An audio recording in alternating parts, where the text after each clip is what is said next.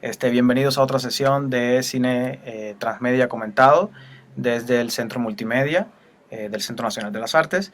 En la sesión de hoy vamos a estar presentando, debido a la contingencia, más bien a las medidas de prevención social que tenemos que tomar todas y todos respecto al tema del coronavirus y de su ascenso aquí en México. Vamos a hacer un experimento, digamos, con esta sesión de cine transmedia comentado en línea. Esperemos que funcione, esperemos que les guste esta manera de experimentar las obras, de generar una conversación. El interés siempre con estas sesiones que están sucediendo una vez al mes, les repito, desde el Centro Multimedia del Centro Nacional de las Artes. El interés siempre es abrir una discusión sobre las posibilidades de las nuevas narrativas, sobre las posibilidades que tenemos los usuarios, los productores, todas las personas que estamos interesados en contar historias, en que nos cuenten historias y a través de ese contar y que nos cuenten participar en el mundo, impactar de alguna manera en el mundo. De alguna manera el cine transmedia o las narrativas transmedias en general se proponen romper justamente como estas barreras, digamos, entre usuario, espectador, entre productor y consumidor de obras. Y bueno, lo que hacemos en estos espacios que tenemos una vez al mes es presentar proyectos, abrir una conversación sobre las posibilidades que estos proyectos tienen respecto al tema que está tratando el proyecto y en general respecto a las posibilidades de las nuevas narrativas para impactar en el mundo, como les decía. Entonces, en el mes de marzo, evidentemente, pues vamos a cerrar un ciclo que comenzamos en enero, un ciclo donde estamos presentando proyectos que tienen que ver con género. Y en este mes de marzo vamos a presentar un proyecto que se llama En la Brecha. Es un webdoc español que está producido por Radio Televisión Española, si no me equivoco. Ahorita les comparto el título, el nombre de la directora del proyecto. Y es un proyecto muy interesante que justamente lo que hace es analizar la brecha salarial, bueno, parte del problema de la brecha salarial para analizar un poco algunas de las principales problemáticas que tienen las mujeres en sus entornos laborales, pero también de ahí se extiende hacia otros entornos de su vida en España. En esta ocasión me acompaña, bueno, Raquel Ramírez. Raquel Ramírez es doctora en estudios de la comunicación, ¿cierto, Raquel? Sí, Y bueno, es una feminista, es una pensadora de los problemas del feminismo y también una activista. Entonces, bienvenida, Raquel. gracias Pedro, pues gracias por la invitación. Entonces Raquel nos va a estar ayudando un poco como a pensar también, nos va a opinar sobre este proyecto y nos va a estar ayudando a pensar sobre las posibilidades de estas narrativas, particularmente en el tema de género. Justo una de las cosas que tienen, que siempre repetimos los proyectos transmedia, y una de las, digamos, de los mandatos de los proyectos transmedia casi siempre, de los documentales sobre todo, que tienen como esta necesidad de impactar en lo real y de crear narrativas sobre el mundo, es el llamado call to action, ¿no? El llamado a la acción. Y creo que este proyecto En la Brecha tiene un llamado a la acción muy, muy interesante. Digamos, el enlace, perdón, del proyecto, se compartió en las redes justamente del Centro Multimedia. Y ahorita, de todas maneras, aquí, justo antes de iniciar la transmisión, pusimos el enlace del proyecto. Es un proyecto que se encuentra en el Laboratorio de Innovación Audiovisual de Radio Televisión Española. Ahí pueden consultar el enlace porque también parte de lo que pretendemos con estas sesiones es cómo vemos el cine transmedia, Claro. cómo interactuamos con estas historias, que además están pensadas por lo general para que se experimenten, se consuman desde un espacio pues, muy personal, muy individual, tú frente a tu computadora, tú frente a tu teléfono. Entonces, bueno, también estamos ensayando una manera de ser espectadores, una manera de ser usuarios frente a este tipo de proyectos con este espacio en particular que sostenemos desde el Centro Multimedia. Entonces, bueno, el nombre de la directora, perdón, es Claudia Rey Valera. Claudia es una directora que hizo también otro proyecto interactivo, un documental interactivo que se llama Que tiembla el camino, y es un documental muy interesante sobre personas que viven con Parkinson, y de alguna manera es una experiencia, no llega a ser de todo inmersiva, pero es una experiencia que te propone un poco caminar con los pies, con las piernas de personas que viven con Parkinson. Es un documental que también pueden encontrar en la web de Radio Televisión Española, en el apartado del Laboratorio de Innovación Audiovisual.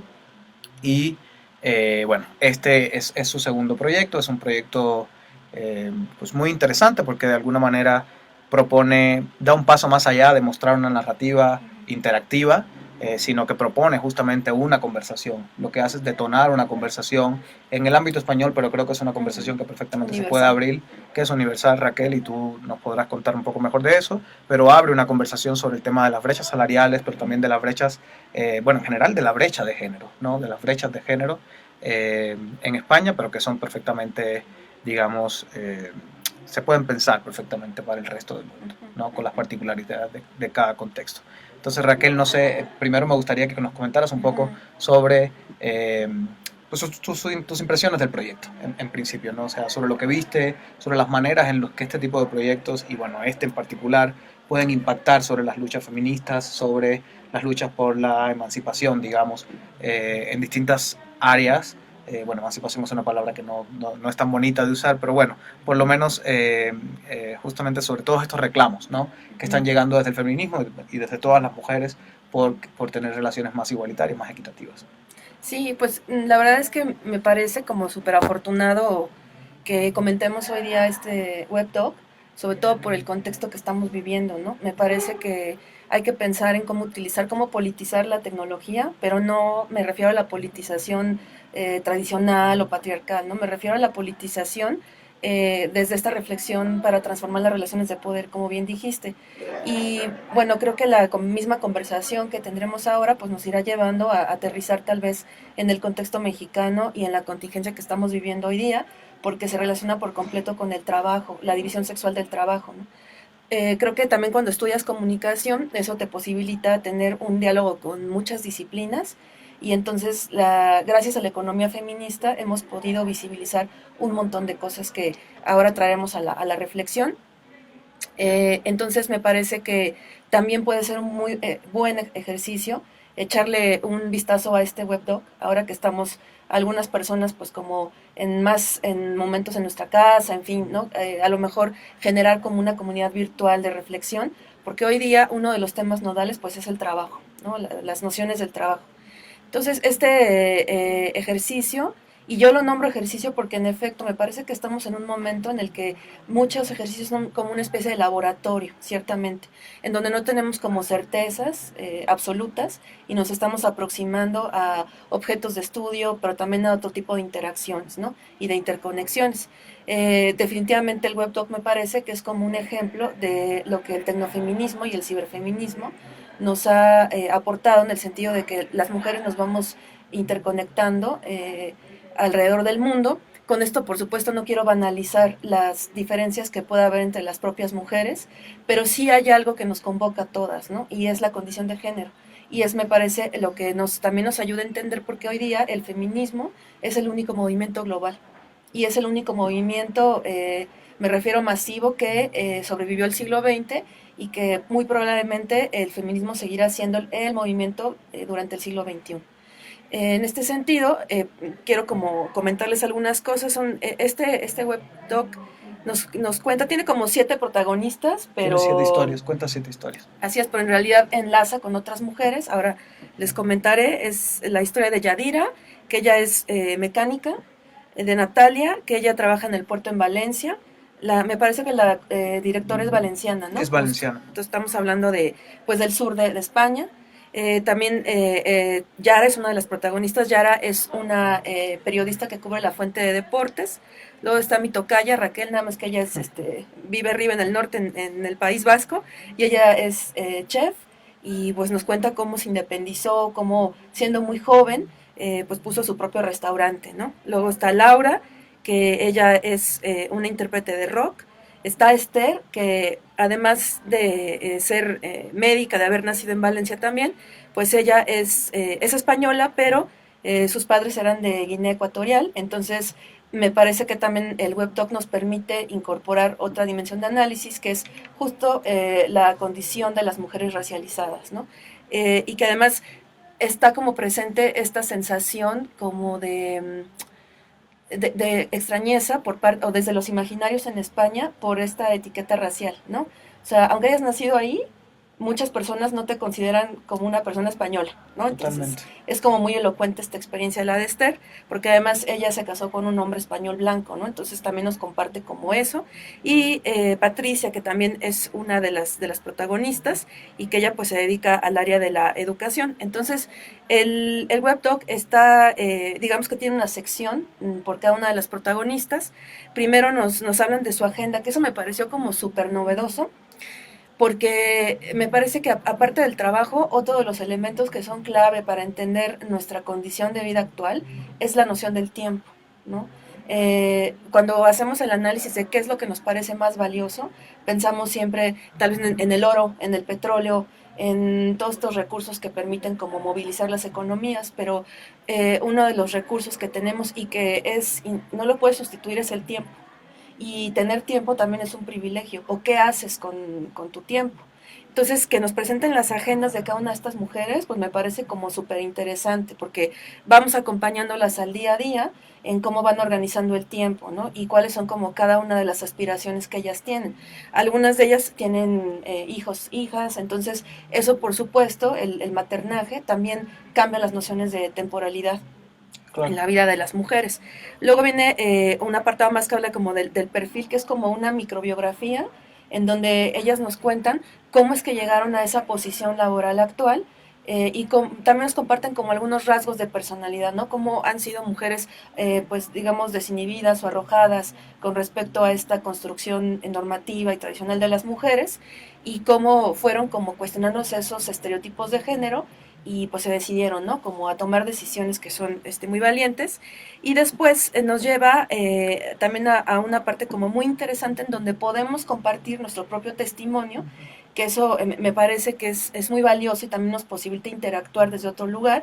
Y además, fíjate, aquí hay como una clave epistemológica feminista bien importante, que es la recuperación de la experiencia de las mujeres. Muchas maestras, grandes maestras feministas, pienso ahora en dos que han sido clave para mí, dos mujeres de América Latina. La primera, Marcela Lagarde, que es una feminista, antropóloga feminista mexicana, y que ella, bueno, es muy importante ha aportado muchísimo. Y la otra es la terapeuta argentina Clara Coria, que las dos plantean distintas metodologías para que reconstruyamos nuestra experiencia biográfica. Marcela lo hace desde la experiencia del amor romántico, y Clara Coria nos lo propone desde el dinero, el sexo oculto del dinero, ¿no? Entonces, es cierto que justo este ejercicio biográfico es lo que nos ha posibilitado a las mujeres reflexionar personal y colectivamente. Entonces me encanta esta propuesta de que hablemos de nuestra propia trayectoria laboral, de nuestras trayectorias académicas, de cuáles son nuestras nociones del trabajo, porque ahí vamos a encontrar justo los elementos de opresión. Y también me parece que es como una gran aportación del feminismo entender esto de que lo personal es político. Es decir, que no estamos hablando de problemáticas personales o individuales, o sea, no es algo que solo te pase a ti, sino que estamos hablando de una opresión que está construida desde las estructuras, que está pensada desde el poder patriarcal. Eso me parece maravilloso, y a veces no te das cuenta, no te cae el 20 hasta que haces esta revisión de tu propia vida. Y después tiene otra sección muy importante, que es como la conexión con otras mujeres. Hay una diversidad también de mujeres españolas. Por ahí me dio mucho gusto encontrarme a una mujer que, bueno, que yo conozco desde hace muchos años porque es un referente de la comunicación y el feminismo. Me refiero a la periodista Montserrat Boix. Ella es catalana y trabaja justo en Radio y Televisión Española, y hace poco nos visitó, que cuando armamos el encuentro feminista sobre comunicación en el Centro Cultural España, Monse fue una de nuestras conferencistas. Entonces verla pues me emocionó un montón, y pues eso, reafirmo que es una mujer súper valiente, que siempre está denunciando, ¿no?, como estas injusticias. Entonces ella hablaba de que en Radio y Televisión Española, por ejemplo, hay una brecha salarial todavía en donde las mujeres aproximadamente ganan entre menos 6 o 7% que los hombres. Hay por ahí también otras periodistas como Yune Fernández, que dirige Pícara Magazine.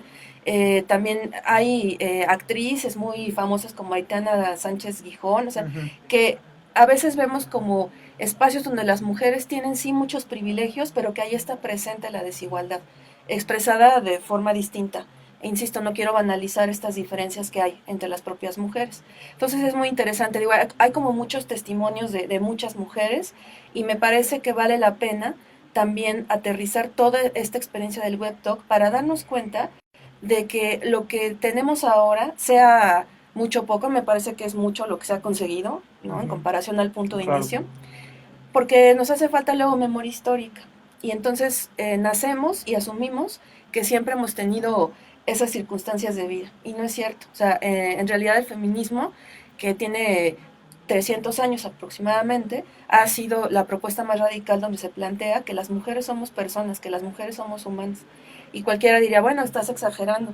Pues no, no estoy exagerando. O sea, vean los textos filosóficos fundacionales de la modernidad, como el contrato social o la Declaración de los Derechos del Hombre, y ahí explícitamente se afirma que las mujeres no somos personas. Entonces, sí, por eso yo digo que sí hemos ganado mucho, ¿no? Y eso es importantísimo también para la movilización feminista, pues la construcción de genealogías. Entonces, en términos generales es lo que yo vi en el proyecto, ¿no? Claro, a mí me llamaba mucho la atención, bueno, creo que has abierto como muchos temas o muchas aristas, digamos, que toca de alguna manera el WebDoc, pero que si algo hace este proyecto, me parece, es justamente como abrir un panorama de conversación que va mucho más allá de la propuesta narrativa misma del WebDoc, ¿no? Que está articulada a partir de esta concepción del tiempo y de revalorar un poco justamente la idea del tiempo y del tiempo además en las mujeres y cómo usan las mujeres su tiempo, y ahí las vemos justamente como siguiéndolas en esta agenda. Digamos que la propuesta narrativa del WebDoc, y ahí les hago una invitación otra vez a que mientras vamos teniendo esta charla igual lo pueden ir como experimentando, lo pueden ir viendo.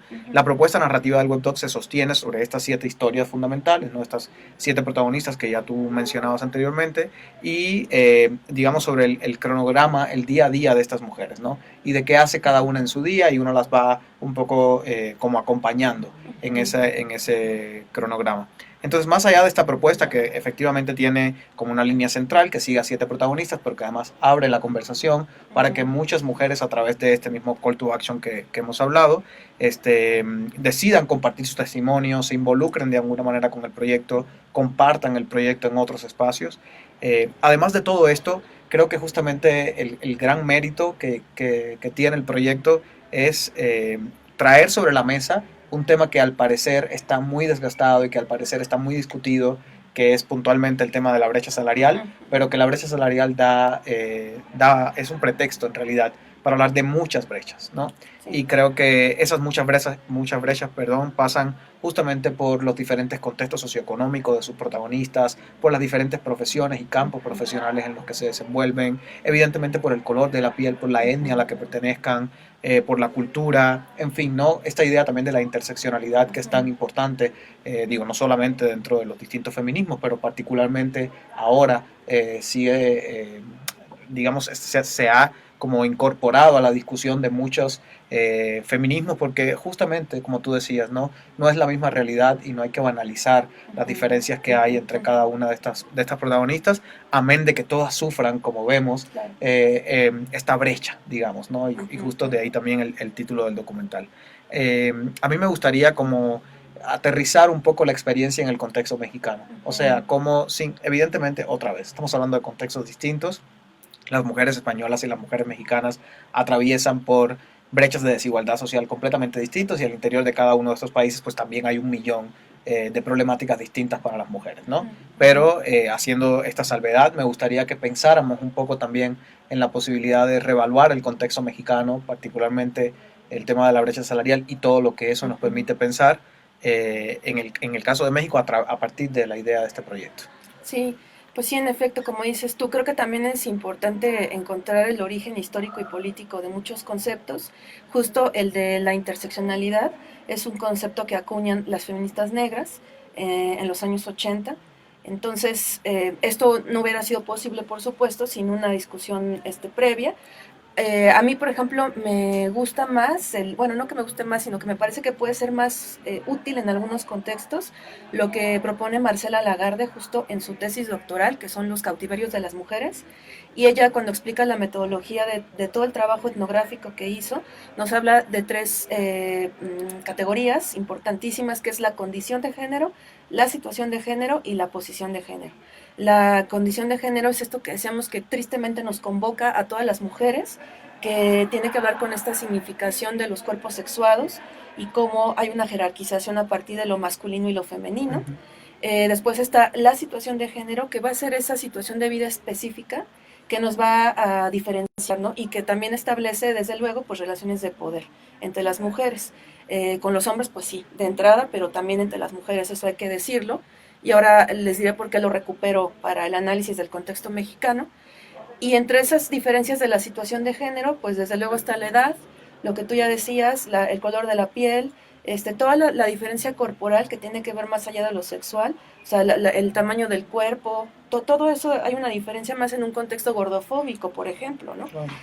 También, por supuesto, si estamos hablando de una mujer que tiene alguna discapacidad, si pertenece a algún pueblo indígena, en fin, son todas estas diferencias que va a haber en circundantes entre las mujeres y finalmente la posición de género, que es eso, esa posición que ocupamos en esta estructura tan compleja social. Entonces yo les recomiendo que le echen un vistazo si queremos como afinar más este análisis y tal vez tejer este puente de diálogo con la interseccionalidad, porque también por ahí pareciera que se tratan como de recetas de cocina, ¿sabes? O de destinos ya predispuestos en donde si eres esto y esto y esto, entonces te va a tocar esto. Y no, tanto los privilegios como las opresiones se tienen que contextualizar para poder entenderlas, ¿no? Yo te decía hace rato que, pues, por ejemplo, mi pareja es español, ¿no? Entonces luego ahí estamos como debatiendo, discutiendo, porque pues sí hay una diferencia cultural importantísima y yo me cuesta trabajo entender como el contexto español y a él le cuesta trabajo entender lo que está pasando acá, ¿no? Y no se trata tampoco como de ver quién sufre más o Claro. más bien, bueno, son contextos diferentes, ¿no? Entonces, dicho como todo esto, perdona, a lo mejor suena muy académico, pero estoy muy enviciada con lo académico y creo que sirve para entender que, pues finalmente, el análisis tiene que ser muy holístico y muy profundo para entender lo que está pasando. Por otro lado, yo mencionaba al inicio esto de la economía feminista como un campo de estudio que nos ha posibilitado ver el trabajo y las aportaciones de las mujeres a la economía. Y entonces es cuando encontramos una serie de conceptos. Tú ya mencionaste uno y bueno, pues es el nombre del webdoc, que es justo brecha de Ujú, género ujú. y que para que vayamos entendiendo a qué nos referimos, pues la brecha de género tiene que ver con lo cuantitativo, es decir, con estas diferencias que vemos a partir de los números, ¿no?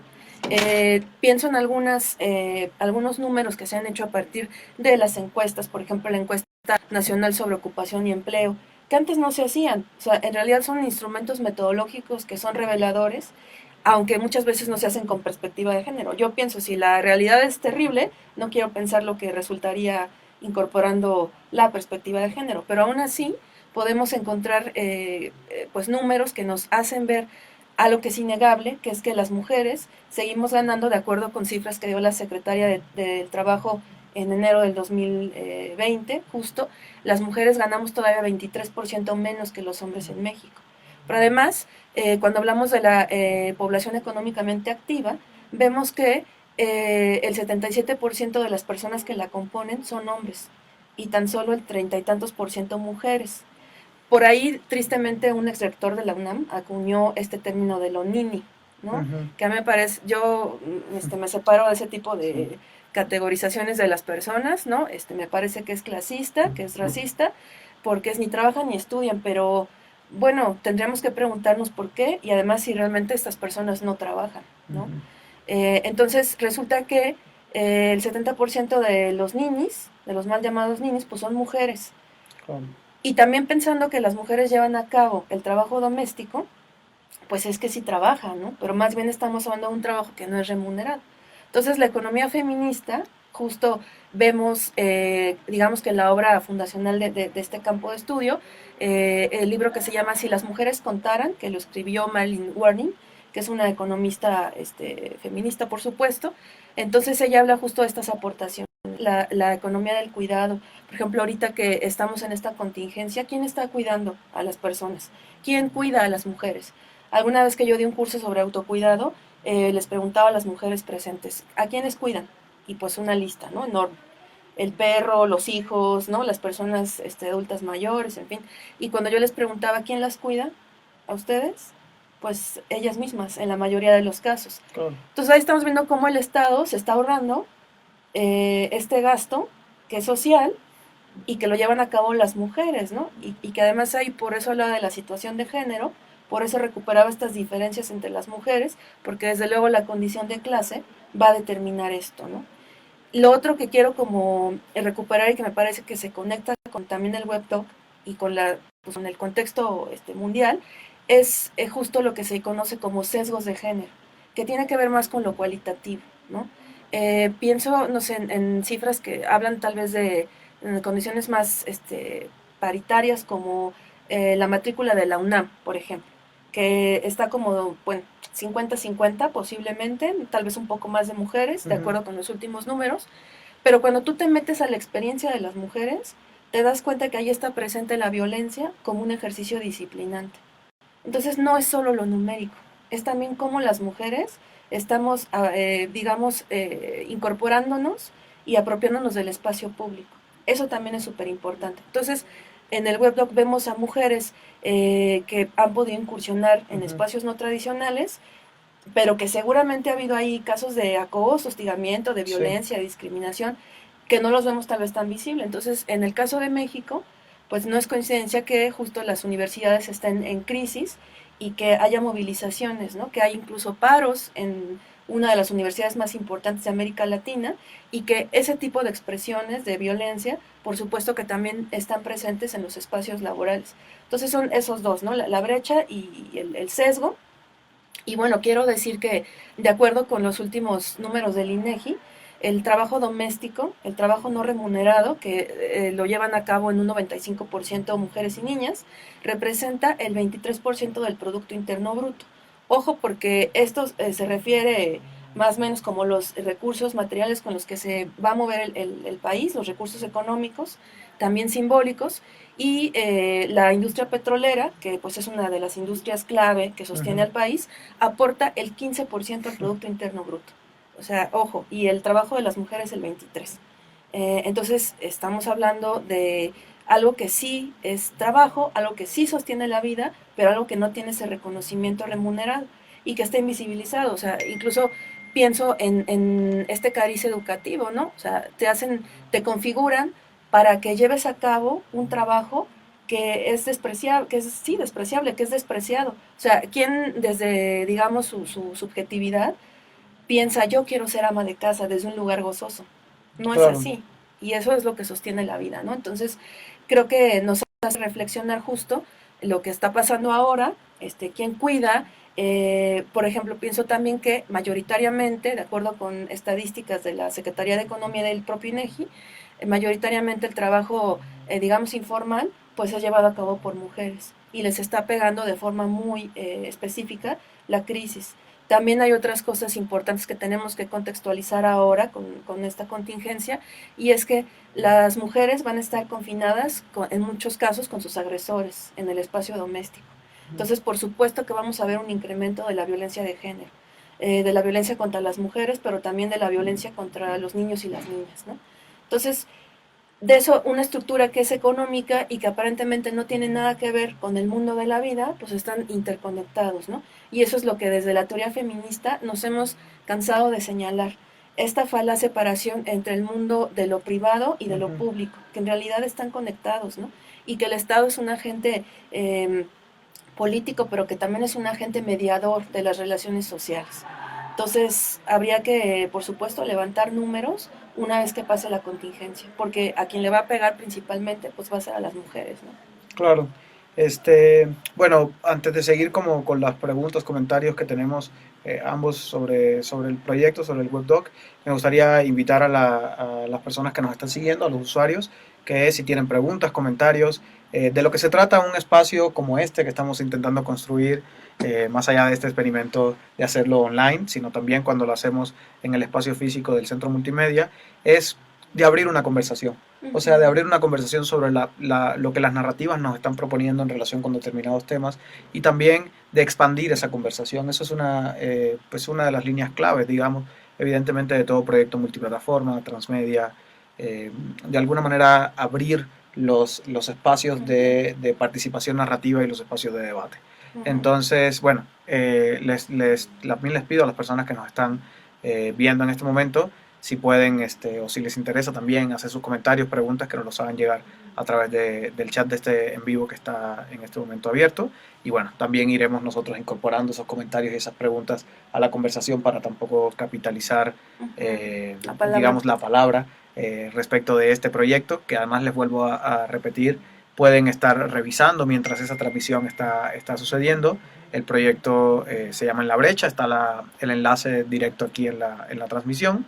Y bueno, nada, pueden irlo, digamos, navegando, y es también como parte de este experimento que estamos haciendo, ¿no? De cómo consumir este tipo de obras y de cómo generar una conversación mientras vamos consumiendo estas obras, ¿no? Entonces, bueno, ahí está también la posibilidad de que nos hagan preguntas, comentarios. Mientras tanto, también podemos seguir nosotros platicando un poco sobre el proyecto.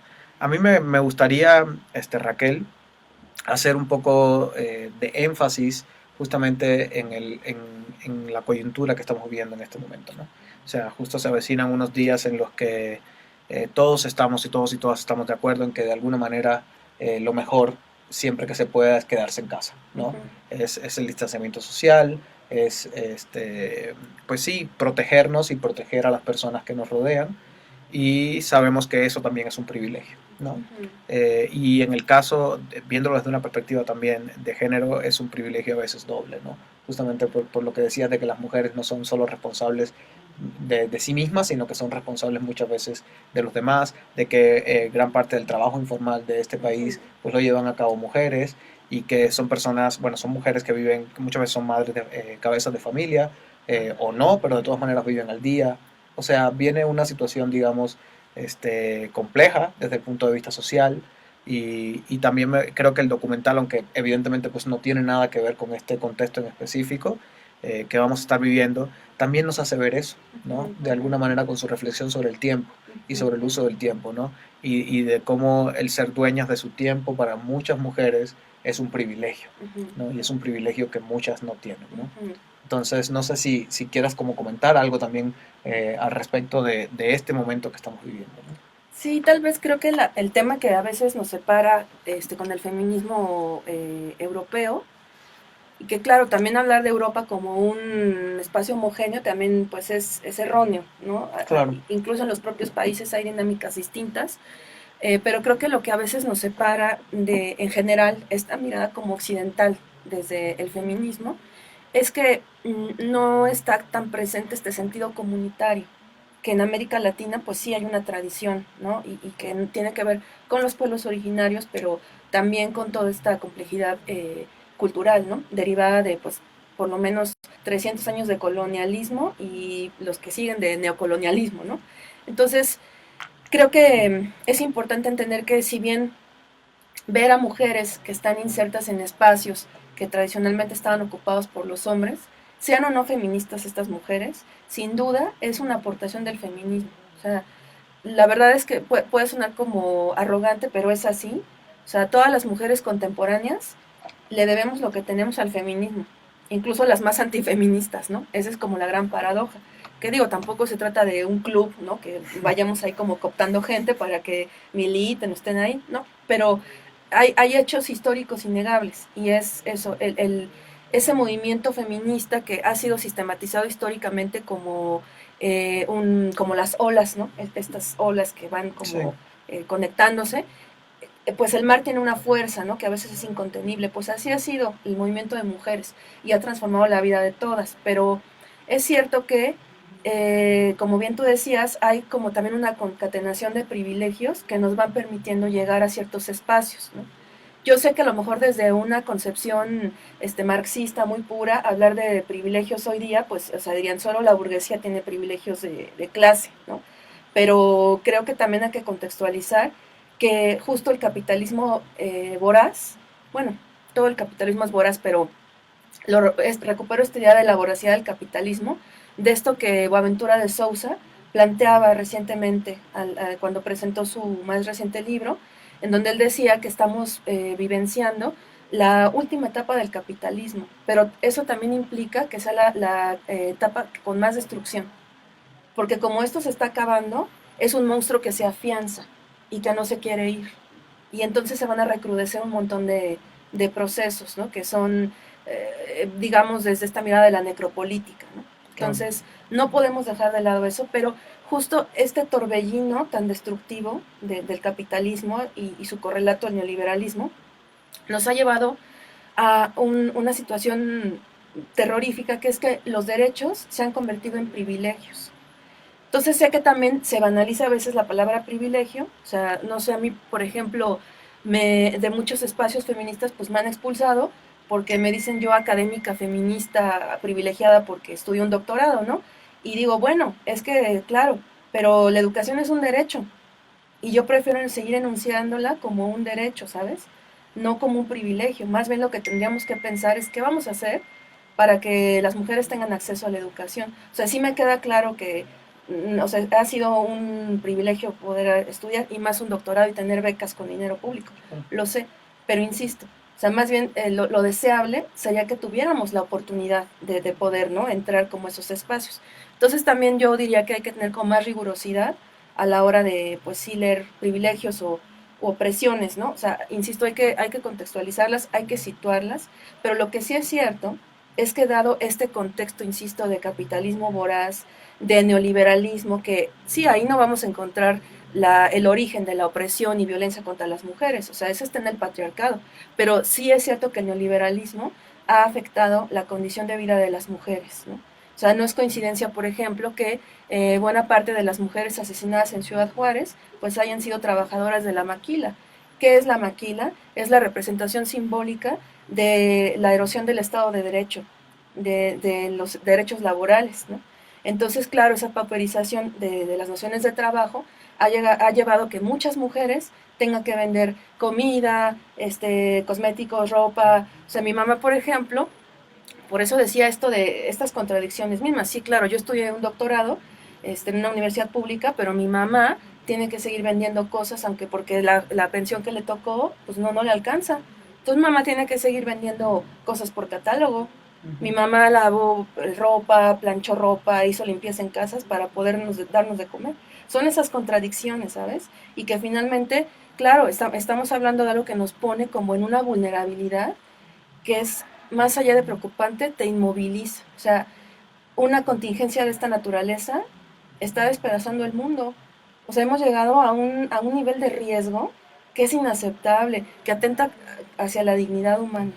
Entonces, creo que también lo que nos está mostrando este momento es que el sistema no funciona. No funciona. Y también desde las críticas muy profundas del feminismo, vemos la presencia de tres sistemas de opresión. El primero es el patriarcado, ¿no? Que ahí vemos el origen de la opresión de las mujeres y las niñas. El otro es el colonialismo, que tiene una relación íntima con el capitalismo. Son esos tres sistemas de poder. Y que me dirán, esta está loca, ¿de qué está hablando cuando estamos pensando en la contingencia actual? Pues tiene que ver todo, porque también tenemos que tener una lectura estructural. Si pensamos que son problemas individuales, estamos equivocadas las personas. O sea, necesitamos esta mirada sistémica para entender que también después de que pase todo esto, y pongo paz entre comillas, porque no va a pasar. Claro. O sea, ¿qué es esto de volver a la normalidad? Pues no, la normalidad es el problema justo, ¿no?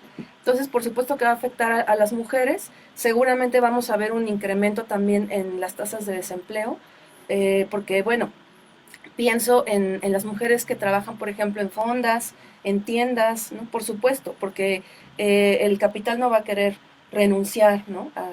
Justo a estos privilegios, a la acumulación de riqueza, y entonces quienes se van a ver afectadas pues son las mujeres, ¿no?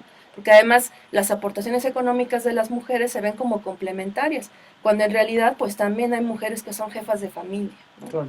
¿Quién cuida a los hijos? ¿Quién cuida a las hijas? A las personas con discapacidad, a las personas adultas mayores, en fin. Hay como un montón de cosas que tendríamos que analizar. Bueno, mira, aquí ya tenemos muchísimas preguntas, entonces creo que podríamos comenzar a responder algunas de ellas. La primera, Sergio Toledo, ¿dónde podríamos revisar cómo fue realizado este documental? Bueno, les decía que es un documental que está dirigido por Claudia Rey y es un documental producido por Radio Televisión Española. Bueno, está en la página, como les decía, de Innovación Audiovisual de Radio Televisión Española, que es un espacio justamente que tiene, digamos, esta empresa de telecomunicaciones española, estatal, además, para pensar las nuevas tecnologías y la manera en la que las nuevas tecnologías y producir cosas, para pensar la manera en la que las nuevas tecnologías también nos ayudan a imaginar otro tipo de espectador, otro tipo de acto de consumo. Y bueno, ahí está el documental, pero además de eso, pues hay muchísima información sobre este documental en internet. Hay varias entrevistas que le han hecho a la directora y justamente en las que ella cuenta, perdón, cómo fue el proceso, cómo fue también como encontrando a estas mujeres y un poco qué la movió a contar la historia de estas 7 mujeres, que son las, como les decía, las 7 protagonistas, pero que también abren el espacio para que muchas otras mujeres puedan llegar y contar su historia. Y que es una realizadora súper joven. Y que es muy joven, exactamente, estábamos viendo su biografía y nació en el año 90, sí. Entonces es una mujer muy joven además. María León, bueno, ¿qué sucede con la crítica sobre pensar la brecha salarial dentro de la misma estructura de explotación? Sí, es que, como comentaba yo, hay algunos conceptos que han resultado como problemáticos, justo porque son pensados desde un contexto más occidentalizado, ¿no? Por ejemplo, el techo de cristal, que también es una categoría de análisis desde la economía feminista o la crítica económica feminista, pero bueno, eso se refiere a mujeres que están en altos mandos de dirección o en espacios de toma de decisiones. Esto es una metáfora, es decir, las mujeres van avanzando en la estructura laboral, pero llega un momento en el que no pueden seguir avanzando y aparentemente no hay nada que las obstaculice, pero sí que es la estructura patriarcal. Entonces, por supuesto, esa realidad pues corresponde a una proporción ínfima en comparación a los millones de mujeres que hay en el mundo. Entiendo que desde ahí está como la crítica, ¿no? De esto. Pero bueno, yo insisto, retomando como algo que alguna vez me dijo una maestra muy importante para mí, para la UNAM, que fue la maestra Olga Bustos Romero, que ella era psicóloga, pero que fue de las pioneras en el estudio de las telenovelas en México. Ella decía, las mujeres, por ser simplemente la mitad de la humanidad, tenemos que estar ahí. Entonces, el que estemos en los espacios de toma de decisiones, lo que va a cambiar es la representación simbólica y los referentes de las mujeres, ¿no? Hay un documental que está en YouTube que se llama Miss Representation, que es sobre Estados Unidos y la representación de las mujeres en los medios. Y Nancy Pelosi, que hoy ya también es la líder del Congreso por el Partido Demócrata, decía que alguna vez le llegó una carta de una niña que le decía, pues senadora Pelosi, yo no pensé nunca que las mujeres podían ser senadoras, entonces verla a usted me hizo pensar que yo puedo ser senadora. O sea, sí hay como un elemento importante que es la representación, claro, ¿no? ¿Con eso solucionamos el problema? No. Entonces sí, hablar de brecha salarial pues tiene que estar como inserta en este mismo sistema de explotación. Insisto, incluso en ese contexto, las mujeres seguimos ganando 23% menos. Y les recomiendo que también revisen el concepto de violencia económica que está en la Ley General de Acceso de las Mujeres a una Vida Libre de Violencia, en donde se expone ciertamente que el ganar menos por el mismo trabajo es una forma de violencia económica contra las mujeres. Ok, aquí tenemos más preguntas. Gelamán Rueda Romero. Hola, ¿qué estrategia proponen para combatir la brecha salarial desde lo colectivo? Pues yo considero que, digo, sin tampoco nombrarme como especialista, sí, claro. Porque yo soy muy respetuosa de la expertise, ¿no? De las mujeres, pero me parece que haciendo como una revisión histórica desde América Latina, tenemos que reivindicar justo América Latina, pero además eso, recuperar el sentido de lo comunitario. Y no sé, o sea, también me parece como problemático dejar todo como las decisiones de consumo, ¿no? Pero no sé, o sea, pienso que también hay impactos en la subjetividad derivadas del capitalismo, ¿no? Estos sucesos como que la gente fue frenéticamente a las grandes corporaciones a comprar productos y que pues ellos tienen más dinero para consumo, tienen una decisión más holgada de consumo y por ejemplo ya no había papel de baño, ¿no? En muchas tiendas o ya no hay gel antibacterial, alcohol, en fin, y hay que entender que hay otras personas que no pueden comprar esos volúmenes de productos, entonces van pues sí como racionando lo que pueden, el consumo, y de repente ya no encuentran nada. Entonces eso es una práctica que refleja el egoísmo súper interiorizado por parte del capitalismo hacia las personas, ¿no? O sea, no nos importan como las consecuencias y tenemos esta idea de que por llevar como el carrito lleno vamos a poder enfrentar la contingencia, ¿no? Cuando pues no va por ahí. Hay que tener como mayor sabiduría al tomar como estas decisiones de consumo Entonces me parece que, y por ahí anda circulando una iniciativa que me parece, yo misma la cuelgué en mi Facebook, que es, a ver, si alguien vende como algún producto, ¿no? Elabora cosas, si está en riesgo, pues vamos a comunicarnos, vamos a utilizar la tecnología para generar comunidad, una comunidad real, ¿no? Entonces, si alguien está en vulnerabilidad económica, pues vamos a ver cómo podemos ayudarnos, ¿no? Si por ejemplo, no sé, alguien, una mujer no tiene dónde dejar a sus hijos o hijas, pues tal vez hacer como estas redes de cuidado, ¿no? Claro. ¿Eso va a solucionar la desigualdad económica? No, porque lo que necesitamos para hacer esto es desmontar el sistema, pero por lo menos sí nos va a ayudar a resistir desde otro lugar, ¿no? Claro. Otra pregunta de Sa, espero estar leyendo bien los nombres. ¿Qué tipo de medidas podrían implementarse para tratar de paliar el peso que una contingencia de este tipo carga sobre las mujeres? Tú mencionabas algunas de ellas. Medidas específicas y concretas por parte del Estado. Ya estamos hablando de otra cosa. O sea, el Estado, en tu opinión, ¿qué medidas tendría que estar tomando justamente para disminuir al menos lo más que se pueda estas brechas de género en un momento además tan delicado para todas y todos, ¿no? Ay, pues yo no soy muy optimista ahora con la presencia del Estado. O sea, insisto, sin querer como politizar desde el lugar del partidismo, no va por ahí mi comentario, pero bueno, de entrada hay un hecho que es preocupante y es que las mujeres desaparecimos del Plan Nacional de Desarrollo, ¿no? Pienso que en el anterior sexenio, que no por eso significaba que estuvieran garantizados los derechos humanos de las mujeres, era lo políticamente correcto, pero ahí estaba. Uno de los ejes del Plan Nacional de Desarrollo era transversalizar la perspectiva de género. Y hoy vemos en el Plan Nacional de Desarrollo que no estamos. Y eso es preocupante, porque hay que recordar que el Plan Nacional de Desarrollo pues es la guía de cuál va a ser la política de Estado durante el sexenio. Entonces, si no estamos, quiere decir que no es una prioridad. Y bueno, pues ha habido ahí controversias, ¿no? Con el gobierno federal, en fin. También yo sé que es difícil tomar decisiones en un país tan complejo como este, ¿no? Y además pues es una república, entonces también pues hay un gobierno por cada entidad, en fin, es muy complicado armonizar, pero me parece que tenemos que solicitar, o sea, las mujeres que estamos tal vez desde la militancia feminista, tenemos la responsabilidad de exigir a las instancias que están pensadas desde los derechos humanos de las mujeres que haya un plan de contingencia para las mujeres, ¿no? Ya se han hecho como algunos señalamientos, pero sí me parece que hay que organizarnos, ¿no? O sea, hay que recuperar esta metodología de los grupos de autorreflexión feministas que se crearon en los años 60 por parte del feminismo radical, en donde nos encontrábamos. Sé que ahora es difícil, pues porque no podemos estar en espacios compartidos, ¿no? Pero pues tenemos ahora la tecnología, en fin, tenemos que exigir, o sea, hay que entender que exigir los derechos es un derecho, que es la exigibilidad justo. Y eso, necesitamos un plan de contingencia para las mujeres. No puede ser que pase esto y seamos tan vulnerables, ¿no?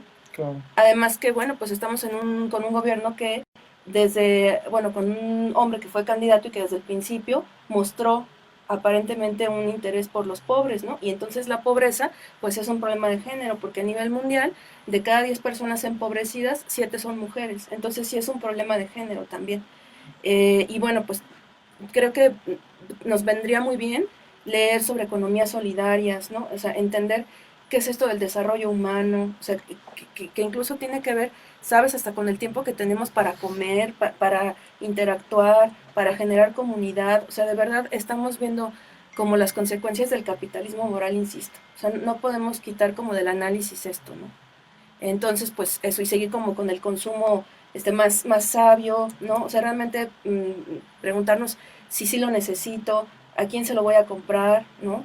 Si estoy como estableciendo redes de cuidado. También me parece que sería importante que hiciéramos acompañamiento socioemocional. Claro. Eso también es súper importante. O sea, no se habla de salud mental y es un eje de análisis indispensable, ¿no? No solamente me refiero como la medicación, yo que también soy paciente diagnosticada y medicada, ¿no? De depresión, realmente yo ahora me he sentido muy ansiosa porque justo pienso en todas las consecuencias, ¿no? Por supuesto que pienso en cómo me va a afectar a mí, pero sabes lo que está como más presente en mi preocupación es la gente que ha sido más golpeada por el sistema, ¿no? Y que finalmente pues eso nos va a afectar a todas las personas, ¿no? Y pues sentarnos a mirar con mucha sabiduría, o sea, recuperar las nociones de memoria histórica, Hay que recordar lo que pasó hace 11 años, en el 2009, con una contingencia parecida. ¿Por qué ahora las consecuencias son mayores? ¿Qué ha pasado? O sea, no puede ser que en 11 años se modifiquen de esa forma las condiciones de vida, ¿no? Claro. Entonces, eso, y también ya después cuando, bueno, pase esto, pues hacer círculos de estudio, cuando se abran las universidades, ¿no? ¿Cómo nos vamos a comprometer y hacer presión social al Estado, ¿no? Que si bien es una abstracción de quien toma las decisiones, pero entender que finalmente sí hay servidores públicos específicos, ¿no? Y bueno, pues acá creo que también es importante acatar los señalamientos de las autoridades, ¿no?